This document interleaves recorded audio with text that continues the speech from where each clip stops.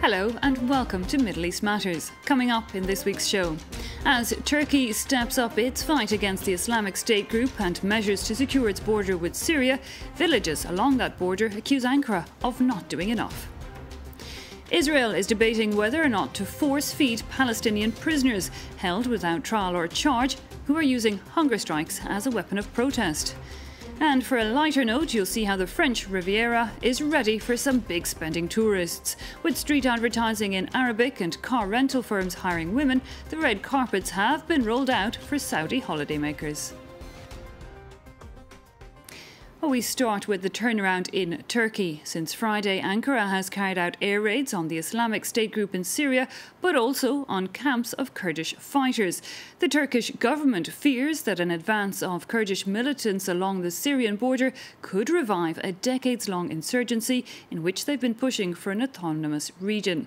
Our correspondents travelled to two villages along the border. For locals there, security is the only concern, and they accuse Ankara of not doing enough to ensure it. Here's their report. Beylerbeyi is just a few hundred meters from Turkey's border with Syria. A Turkish soldier was killed here during an attack by the Islamic State organization this week.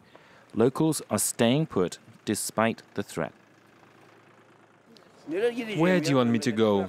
I would rather fight than give up my land. Leaving is out of the question. The Islamic State group has had control of the Syrian side of the border for more than a year. Local people say ISIS fighters have been through the village regularly, and they cannot believe the authorities did not know. ISIS fighters came here by taxi. Drivers took them across the border. The Islamic State group even transported military equipment. They used walkie-talkie devices to communicate between the two sides of the border. So they even transported equipment? Yes, even equipment. ISIS fighters are always passing through. People say the same thing at this village, El Beyli, 5 kilometers away. Locals say everyone knew about what ISIS was doing. This butcher says the situation was bound to deteriorate. We've seen, and are still seeing, ISIS militants coming through here from the Syrian side of the border, and also fighters heading to join them in Syria via Turkey. This situation was bound to end badly. Ankara has stepped up security here. However, locals say they fear ISIS will carry out more attacks to ensure fighters heading to join them from abroad can get through. A battle of empty stomachs is a campaign that's growing in Israeli prisons. Some Palestinians detained without trial or charge are going on hunger strike, seeing it as an effective form of protest. Activist Khader Adnan lasted 56 days on nothing but water. Then, close to death, authorities negotiated his release. He and others like him are seen as heroes by many Palestinians. Israel is now debating whether to allow the force-feeding of prisoners. Josh Vardy and Piri Caloron send us this report. Admired by his supporters for turning starvation into a weapon of protest, Palestinian activist Khader Adnan has just been released from Israeli prison after a 56-day hunger strike, during which he refused to ingest anything other than water.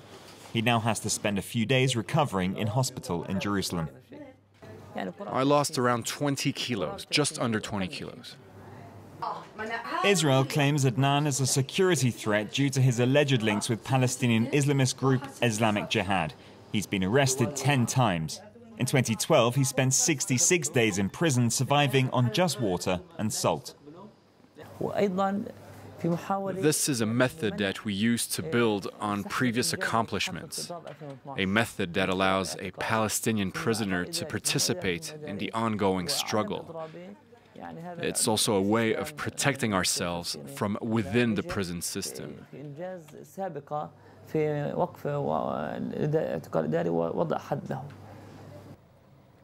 Almost 400 Palestinians are currently held under the Israeli policy of administrative detention.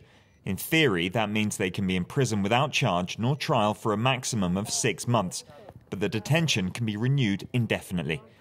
Ode Stete is still in prison after his arrest in November 2014. His father says he's now spent at least 34 days on hunger strike. We are really suffering from a personal perspective. My son didn't do anything wrong. He is a prisoner due to a system of injustice. Israeli officials fear there could be riots if prisoners starve to death in custody. They could also be seen as martyrs for the Palestinian cause. The government has therefore proposed a controversial bill that would allow hunger strikers to be force-fed. Israel is responsible for the health and safety of those incarcerated in its prisons and has an obligation to prevent prisoners from committing suicide. This legislation establishes a process whereby a judge, through a process of consultation with all involved, including the hunger striker and his physician, has the authority to order life-saving intervention. In order to force-feed a person, they must be restrained and then either receive nutrition through a gastric tube or by intravenous means. Doctors say both these methods cause intense suffering. Any kind of forced nutrition of a patient who is conscious and who is not ready to take this nutrition is a kind of torture. Israeli doctors cannot participate in force feeding. Israeli opposition MPs say that the government should abandon the idea of force feeding and instead review its policy on administrative detention. Egypt is opening a new lane on one of its busiest routes, the Suez Canal. Construction, which runs alongside part of the existing canal, started less than a year ago at an estimated cost of over €7 billion. But with room to carry almost twice as many ships by 2023, its projected revenue is almost £12 billion. Catherine Clifford takes us on a tour. It's a familiar sight to sailors all over the world. The banks of the Suez Canal, the watery highway between the Mediterranean and the Red Sea via Egypt. It's already served as a shortcut to ships for some 150 years, and it's been undergoing some changes. Over the past year, workers have created this second lane for the canal. Now we are in the new canal. This is a new flat barge. Can carry trucks or dozers, whatever, any equipment to move it from area to area. So this is because this is some area now is an island. So no way, no roads to connect to reach it. Wadi Zaki is the man behind the job. An army of 40 ships are at his command to dredge the new canal to a depth of 24 meters. With some of the most powerful equipment in the world locked in battle with the sea, 24 hours a day, 7 days a week. What's complicated isn't the expansion work, but the time it takes. We have to dredge 180 million meters cubed. This project is huge. In this promotional video, the Egyptian government was keen to show off the immense building site, 72 kilometers long, ringing up a cost of €7 billion, and to emphasize the 12 months it'll have taken to construct it, well in advance on the 36 months estimated. It will all add up to 7 hours sailing saved for passing ships. A much facilitated passage for giant cargo vessels like this one, the biggest container carrier from France's first ship owner, classed third in the world.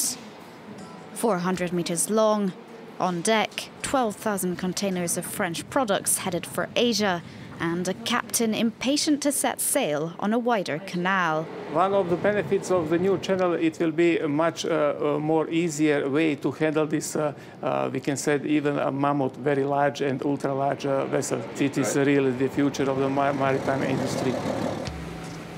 Ships like this one will be a particular earner.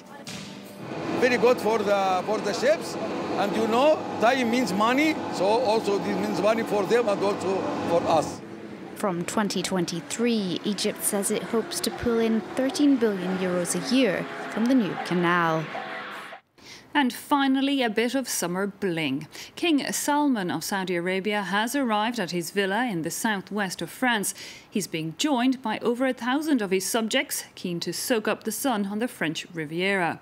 And while there has been some locals unhappy at the privatisation of a public beach for the king's stay, business owners are more than ready to welcome Saudi tourists. Claire Williams has the story.